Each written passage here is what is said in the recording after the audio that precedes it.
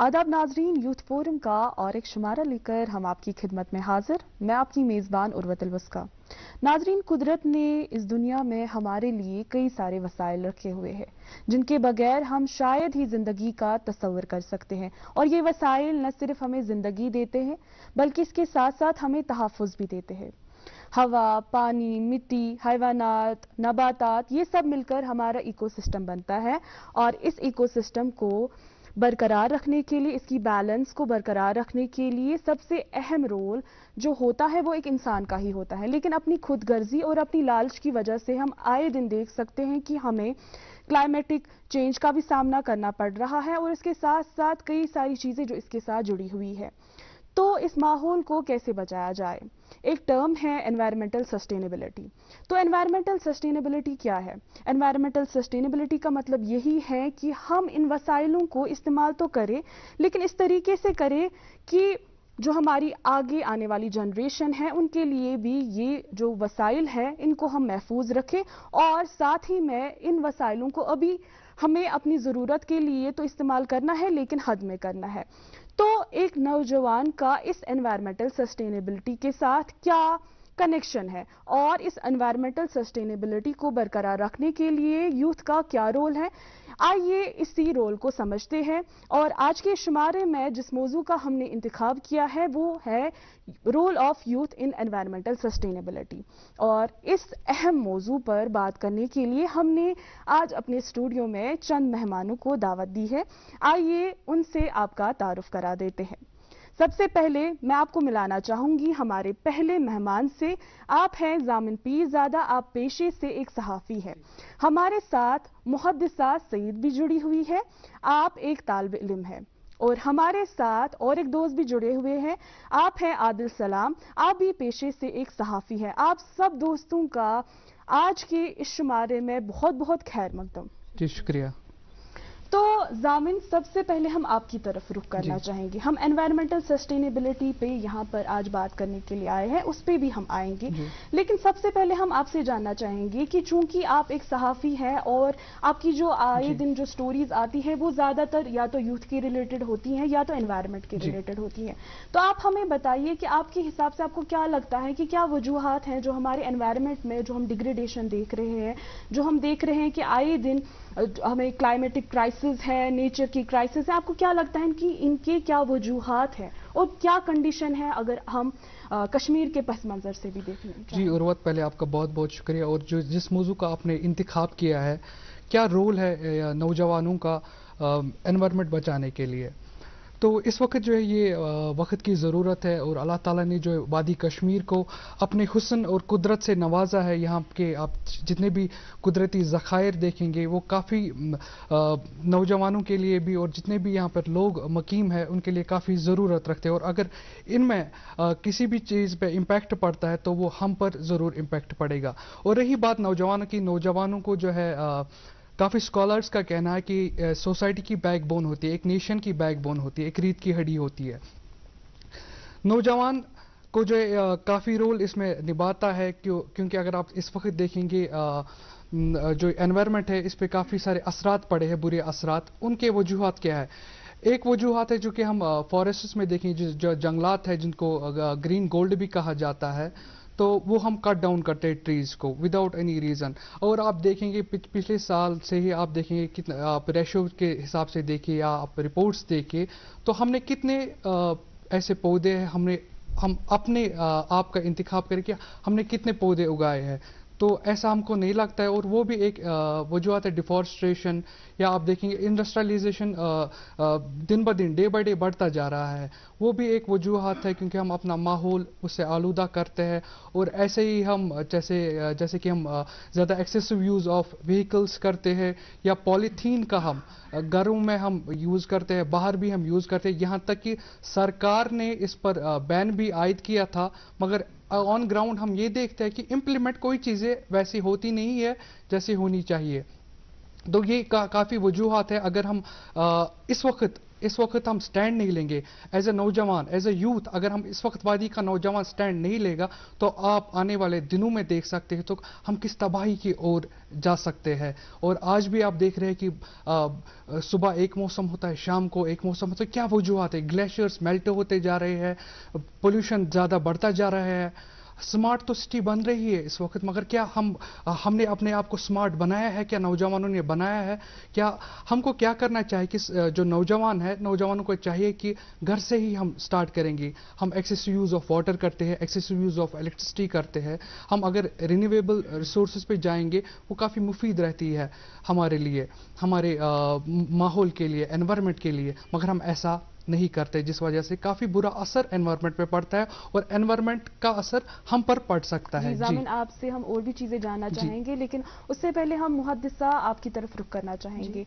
चूंकि आप एक तालिब इल्म है, आप हमें बताइए कि आपको क्या लगता है कि जो अवेयरनेस है, जो एजुकेशन है, वो कितनी ज़्यादा ज़रूरी है हमारी जो यूथ है उसको एजुकेट करने में, ताकि वो ये जाने कि उनका एनवायरनमेंट उनके लिए कितना ज़रूरी है और उनका इम्पैक्ट जो है ये कैसे एनवायरनमेंट से लेकर एक ह्यूमन का एक जो कनेक्शन है वो बिल्ड हो पाए। जी, पहले तो thank you so much for having me here.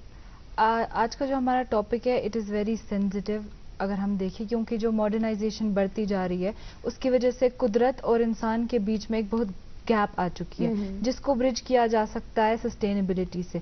Sustainability सिर्फ ये नहीं है कि आप इसके बारे में जाके बात करें, आप सिर्फ अर्थ डे और एनवायरनमेंट डे पे प्लांटेशन ड्राइव्स करें।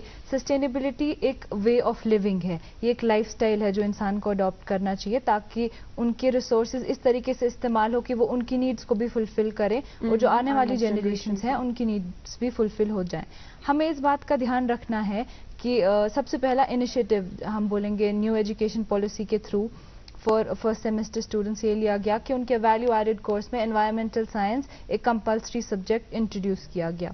अब उससे हमें ये फ़ायदा मिला कि हमने एक सेमेस्टर तो वो पढ़ा, बट उसका क्या अप्लाइड इफेक्ट ये है कि हम अगर कहीं बाहर जाएंगे, मैं ही वो इंसान जिसने एक पूरे सेमेस्टर ईवीएस पढ़ा और फिर वही इंसान जो जाके वो कचरा सही जगह डंप ना कर सके, जो अपने रिसोर्सेज को ऐसे यूज़ ना करे कि वो आगे भी किसी के काम आए।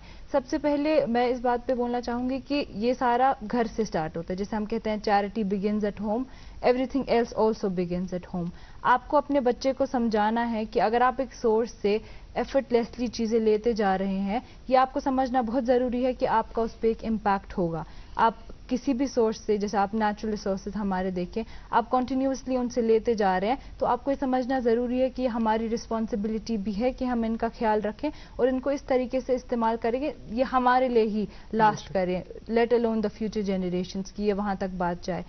अगर हम बहुत बेसिक एग्जांपल देखें, सिर्फ उतना ही खाना अपने प्लेट पे लेना जितना आपको पता है कि मैं खा पाऊँ, उतना ही पानी अपने ग्लास में फिल करना जितना आपको पता है मैं पी पाऊँ। ये आपको इमीडिएट इफेक्ट तो नहीं देगा, बट कल को जैसे नीड्स आएंगी, पॉपुलेशन ग्रोथ होती है बहुत ज़्यादा, उसके साथ आपको फूड की अवेलेबिलिटी भी उतनी ही रखनी है। फूड अवेलेबिलिटी के लिए ज़रूरी है कि आपका लैंड उतना फर्टाइल हो कि उस पर क्रॉप ग्रो कर सके। जब आप उस पर केमिकल फर्टिलाइजर्स यूज़ करेंगे, जब आप उसको आर्टिफिशियली यील्ड कराएंगे अपने सारे क्रॉप्स को, तो डे बाय डे उसकी जो क्वालिटी है वो डिटोरिएट होती जाएगी। उसका डायरेक्ट असर पड़ेगा आपके पानी पे, जो पानी आप पिएंगे वो आपकी बॉडी पे अफेक्ट करेगा एंड ओवरऑल आपकी क्वालिटी जो है ज़िंदगी की वो ख़राब हो जाएगी। बिल्कुल सही आपने कहा। तो आदिल, आपसे हम जानना चाहेंगे कि जैसे मुहद्दिसा ने बोला कि अवेयरनेस का कैसे एक रोल जो है वो हो सकता है हमारी यूथ को एजुकेट करने में, कि वो किस तरीके से जो ये रिसोर्सेज हैं इनको इस तरीके से यूटिलाइज करे कि आगे वाली जनरेशन के लिए भी है। तो आपका क्या मानना है इस बारे में कि हम कैसे, क्या मेजर्स हम ले सकते हैं अपने जो एनवायरनमेंट को और सस्टेनेबल बनाने के लिए? जी, बहुत शुक्रिया यहाँ पे दावत देने के लिए। सबसे पहले मैं बताऊंगा आपको कि हमारे आसपास कुदरत के बहुत सारे वसाइल पड़े हैं जिनकी बदौलत से हमारी ज़िंदगी पर पूरा दारमदार है। शायद अगर हमारे पास ये वसाइल ना होते तो हमारी ज़िंदगी आसान ना होती।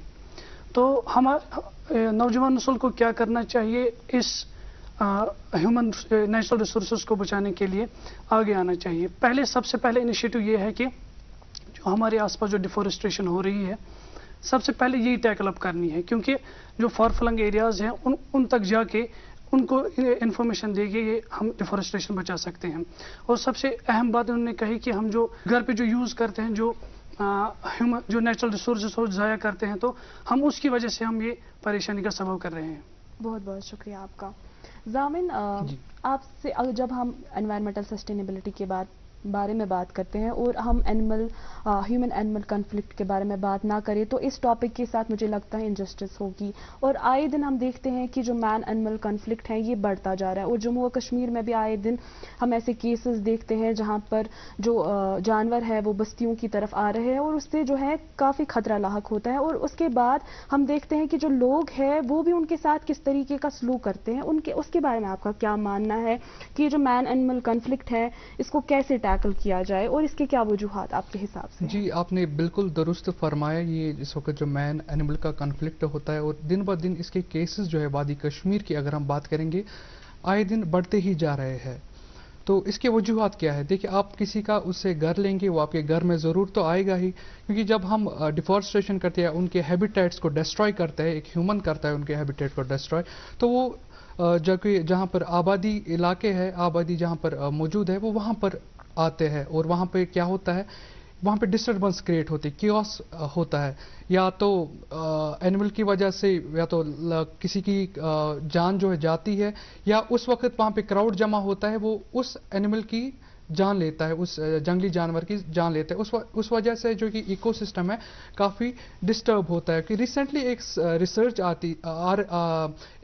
रिसर्च आई, वाइल्ड लाइफ SOS एक ऑर्गेनाइजेशन है जो काफ़ी काम करती है इस पे, उनने मुझे ये रिसर्च शेयर की थी रिगार्डिंग यहाँ पे जो हिमालयन ब्राउन बियर है वो जहाँ पे गार्बेज डंपिंग साइट से वो वहाँ पे आदी बन चुका है। किस चीज़ का आदी बन चुका है? बिरयानी का, चॉकलेट्स का और प्लास्टिक का वो खाता है। उस वजह से क्या ये आगे डिस्ट्रक्शन हो सकती है एनवायरनमेंट में।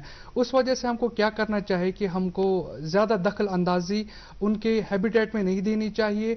अगर इस वक्त हम कोई ठोस कदम न उठाए या अवेयरनेस, इस वक्त क्या है कि सरकार को चाहिए कि दिन ब दिन सोसाइटीज़ में, मोहल्ला लेवल कमिटीज़ पे, ग्राउंड लेवल पे अवेयरनेस पैदा करे, सोशल मीडिया का इस्तेमाल करे, कई ऐसे जो प्लेटफॉर्म्स है उसका इंतखाब करे, क्योंकि ऐसे जो कॉन्फ्लिक्ट्स है वो आए दिन हमारे साथ पेश ना हो। बिल्कुल, जैसे कि आपने बोला ना वाइल्ड SOS, तो उनका भी मानना यही होता है कि अगर आप के घर पे या अगर आपकी बस्ती में कोई भी जानवर आपको दिखता है, जंगली जानवर, तो आप हमें कॉल कीजिए, क्योंकि हम देखते हैं कि उनके साथ भी कैसा सलूक होता है।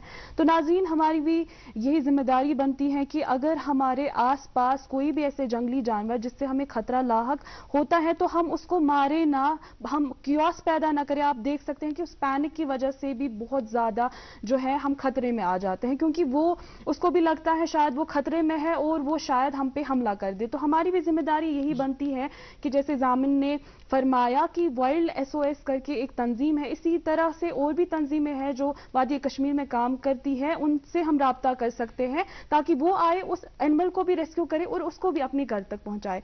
तो मुहद्दिस साहब, अब आपकी तरफ हम रुख करेंगे। आपसे हम जानना चाहेंगे कि एनवायरमेंटल सस्टेनेबिलिटी में एक फॉर्मूला है, रीयूज, रिड्यूस और रिसाइकल।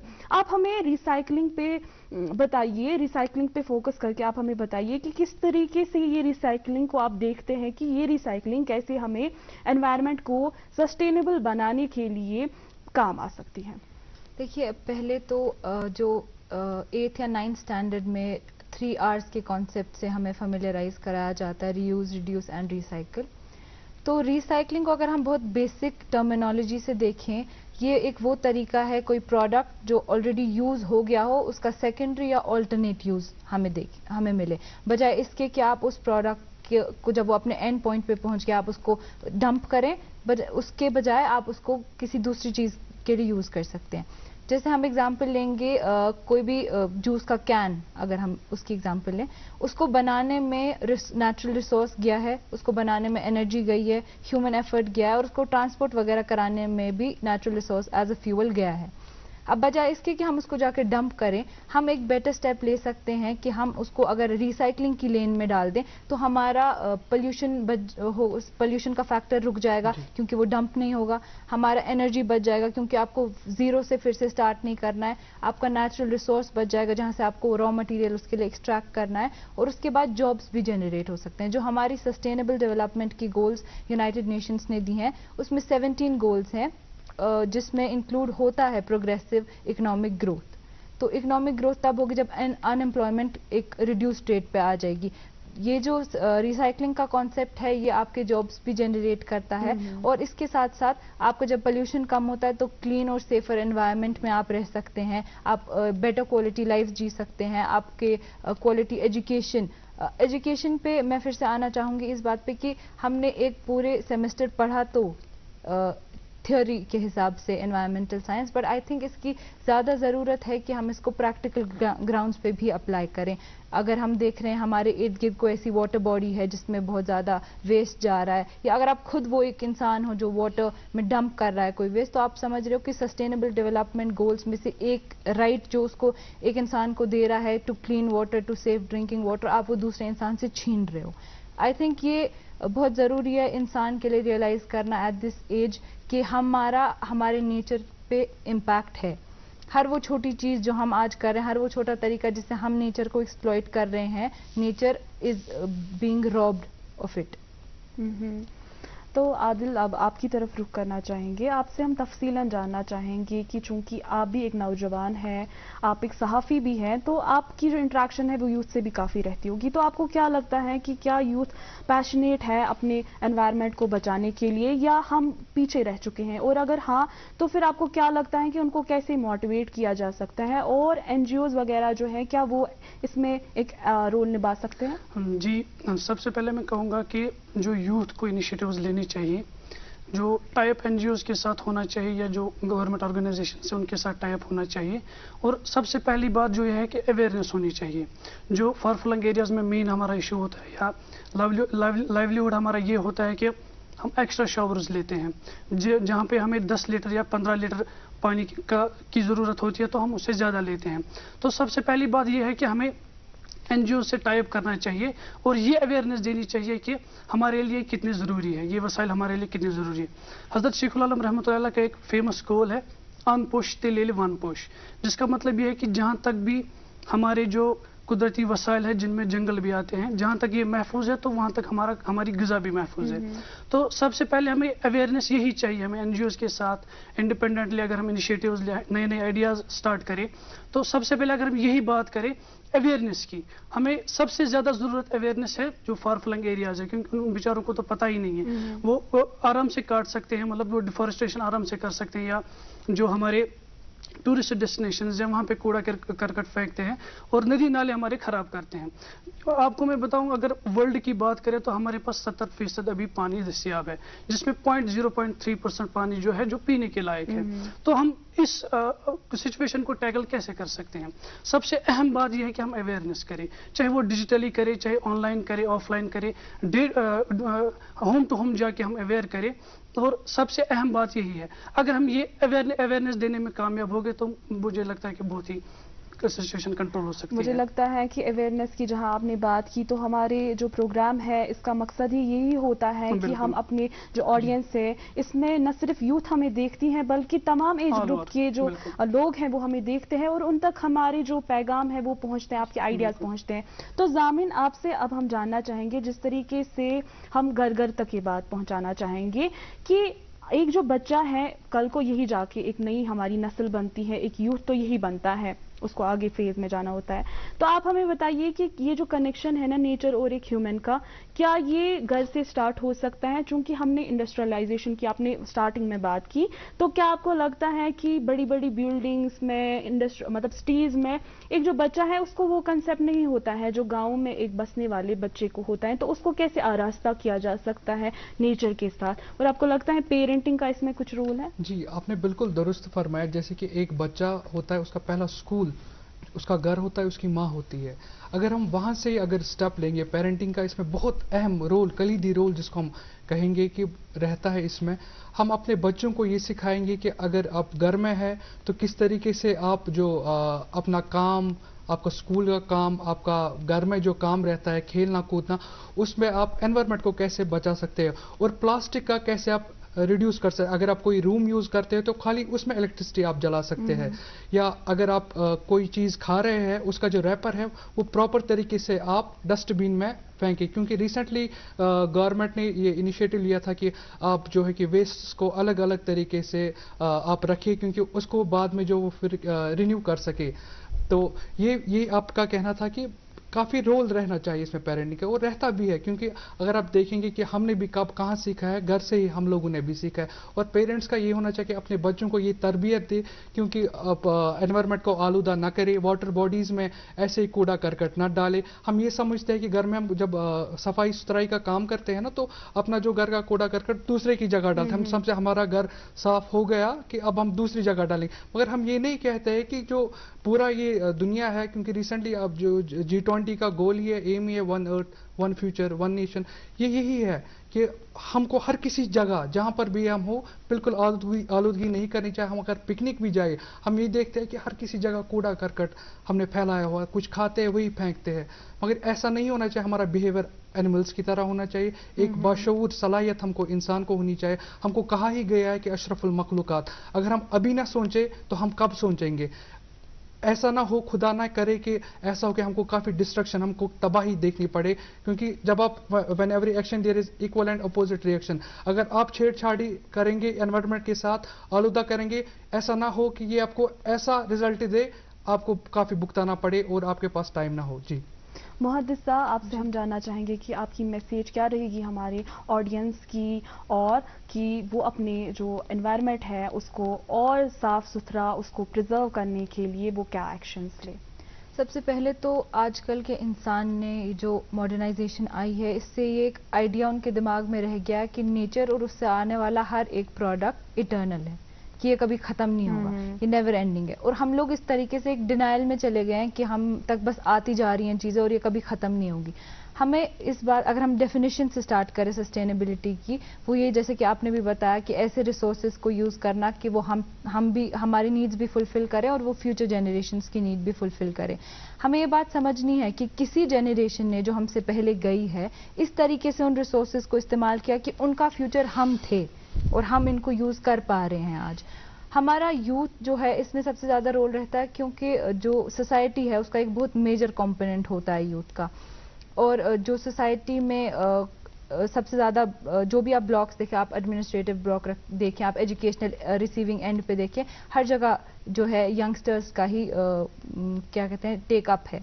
اس میں سب سے امپورٹنٹ کمپوننٹ یہ ہے کہ ہم سمجھ سکیں جو انسان ہے اس کا ہر ایکشن جو ہے، جیسے کہ ضامن نے بتایا، ہر انسان کے ہر ایکشن کا نیچر پہ ایک ایکول ریاکشن رہتا ہے. اگر آپ اس کے لیے کچھ اچھا نہیں کر سکتے، اس کو ایسے استعمال نہ کریں کہ وہ تباہ ہو جائے. یوتھ جو ہے وہ اس پلیٹ فارم پہ ہے کہ وہ ایک نئی انوویشن دے سکے، وہ انفارمیشن سمجھ سکے اور وہ ایکٹ کر سکے. اگر آپ دیکھیں، آپ اپنے گروپ میں وہ انسان ہیں جو 10 لوگوں میں سے صرف آپ ہی ہیں جو ڈسٹ بن میں کچرا پھینکے، تو اس کا ایک ریپل ایفیکٹ بنتا ہے. جیسے آپ صحیح کریں گے، آپ کے ارد گرد کے لوگ بھی ویسا ہی کرنا چاہیں گے، اور اوور آل جو ہے ہمارا انوائرمنٹ سیف رہے گا، پروٹیکٹڈ رہے گا، اور ایسا رہے گا کہ آگے اس میں باقی جنریشن زندہ رہ سکے. بالکل صحیح. تو عادل، آپ سے ہم جاننا چاہیں گے، چونکہ ہم نے کچھ سلوشنز کے بارے میں بھی بات کی، ہم نے کچھ میجرز کے بارے میں بھی بات کی، آپ کو کیا لگتا ہے کہ اگر ہم نے ان میجرز، ان سلوشنز پہ کام نہیں کیا تو آنے والا وقت کیسا ہوگا؟ جی، ہم نے جب ابھی بات کی، انہوں نے ابھی بتایا، بجا فرمایا کہ جو ہم ٹورسٹ ڈیسٹینیشن پہ دیکھتے ہیں کہ لوگ آتے ہیں، سیر و تفریح کے لیے آتے ہیں، اور جو جنک وغیرہ ساتھ ہوتا ہے کوڑا کرکٹ پھینکتے ہیں. تو اس سے سب سے پہلے ہمیں کلائمیٹک ایشو جو ہوتا ہے، جو ہمیں سب سے بڑی پرابلم وہی ہوتی ہے. میں آپ کو ایک پرسنل ایکسپیرینس بتاؤں. ریسنٹلی میں گیا تھا ایک ٹورسٹ ڈیسٹینیشن پہ، تو وہاں پہ 6-7 بندے اکٹھے آئے تھے، تو انہوں نے کچھ جنک وغیرہ ساتھ لایا تھا. تو وہ 6-7 بندے جب جنک وغیرہ ختم کرنے لگے تو ان نے ایسے ہی کوڑا کرکٹ پھینک دیا. تو ان 6 بندوں میں سے ایک بندہ ایسا تھا، اس کو ایک بیگ پیک ساتھ تھا، تو انہوں نے وہ کوڑا کرکٹ جمع کر کے اپنے بیگ پیک میں رکھا. مجھے بہت اچھا لگا، اور اس نے یہی انفارمیشن ان بندوں کو دی کہ سب سے صحیح راستہ یہی ہے کہ اگر ہم خود سے ہی اس انوائرمنٹ کی دیکھ بھال کریں تو بہت ہی اچھا ہوگا. تو میرا یہ ذاتی ماننا یہ ہے کہ اگر ہم اپنے ساتھ ایسا بہیو کریں کہ ایک ہیومن کی طرح رہے، کیونکہ ہمارے حضرت محمد صلی اللہ علیہ وسلم نے فرمایا بھی صفائی نصف ایمان ہے. تو ضامن، آخر پر ہم آپ سے جاننا چاہیں گے کہ آپ کی کیا میسیج رہے گی ہماری آڈینس کے لیے؟ جی، آپ کے میڈیم کے ذریعے، آپ کے مادھیم کے ذریعے میری لوگوں سے یہ گزارش ہے کہ اگر آپ کوئی فائدہ انوائرمنٹ کو، ماحول کو نہ دے مہربانی کر کے یہ آلودہ نہ کرے اور مہربانی کر کے اپنے بچوں کو گھر سے ہی تربیت دے. اور اگر آپ کہیں باہر جا رہے ہیں وہاں پہ بالکل پولیوٹ نہ کرے, اور آپ کے گھر سے جو آپ کا مینلی جو آپ کا کچرا نکلتا ہے وہ ایسے بالکل نہ پھینکے اوپن ایریاز میں, کیونکہ اس سے کافی سارے پرابلمس ہوتے. بالکل آپ انوائرمنٹ کو ڈسٹرب نہ کرے, یہ میری طرف سے میسیج ہے. بہت بہت شکریہ آپ کا, بہت بہت شکریہ آپ سب دوستوں کا ہمارے ساتھ جڑنے کے لیے اور ہمیں اپنا وقت دینے کے لیے. ناظرین آپ کا بھی بہت بہت شکریہ ہمارے ساتھ بنے رہنے کے لیے. اور آخر پر میں آپ کو یہی بتانا چاہوں گی کہ یہ جو نیچر ہے, یہ جو انوائرمنٹ ہے, یہ جو ایکو سسٹم ہے, یہ اللہ تعالیٰ کی طرف سے ہمارے لیے ایک امانت ہے, اور اسے ہم استعمال کریں. اس میں جو وسائل ہیں ہم ان کو استعمال کریں, لیکن اس طریقے سے ہم ان کو استعمال کریں کہ ایک تو ہماری بھی ضروریاتیں پوری ہو, لیکن ہماری جو آنے والی جنریشن ہے وہ بھی تازی ہوا لے پائے, وہ بھی اس مٹی کی وہی خوشبو سونگھ پائے جو ہم آج سونگھ رہے ہیں. ناظرین آپ کا بہت بہت شکریہ ہمارے ساتھ جڑنے کے لیے. اور ظاہر سی بات ہے یہ ایک ایسا موضوع ہے, اس کے بارے میں جتنی بھی بات کی جائے اتنی کم ہے, لیکن اگلے شمارے میں ہم پھر سے ایک اہم موضوع لے کر آئیں گے اور آپ کے ساتھ بات چیت کریں گے. لیکن آج کے شمارے میں بس اتنا ہی. دیجیے ہمیں اجازت. اللہ حافظ.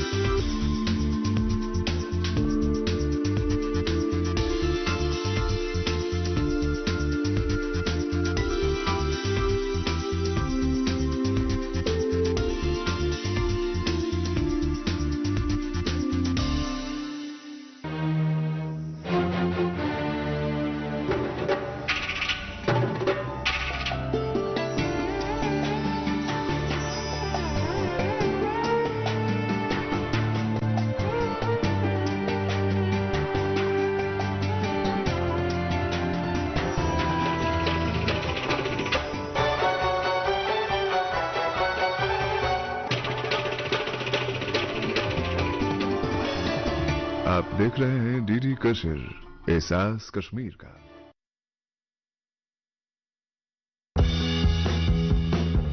من کی بات ہے جن جن کی.